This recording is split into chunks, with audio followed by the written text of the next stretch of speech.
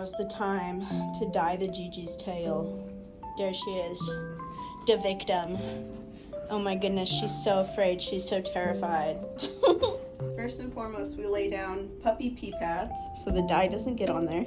Okay, Gigi, get in the tub. Go ahead. Good job. I have no treats. I just have puppy pee pads. But boom, she's in. I don't know why the camera won't focus, but she lays down immediately. Okay, so I put a puppy pee pad in between her tail and her body so we don't get the dye on her body. Boom. How you doing, Gigi? She's like, I'm alive. Okay, you have to hold still, okay? Good girl. And of course, the Gigi gets a treat, and so does Mochi for existing. Okay. Here's the dye. Oh. So I take the dye and I just start to paint it on there.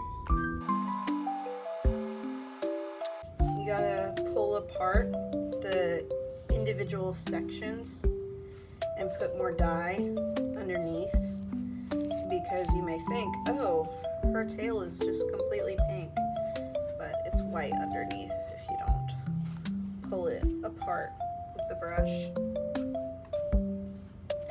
But she's chilling. She's holding perfectly still because this is what I told her to do. Because you don't want your dog to be moving while you're dyeing their tail, right?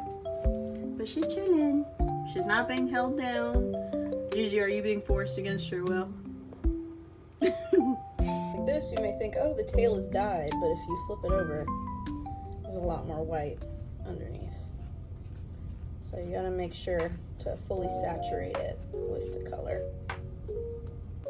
I will also use the end of my brush to kind of pull apart her tail a little bit more to show the white underneath, so I can make sure that her tail is dyed underneath.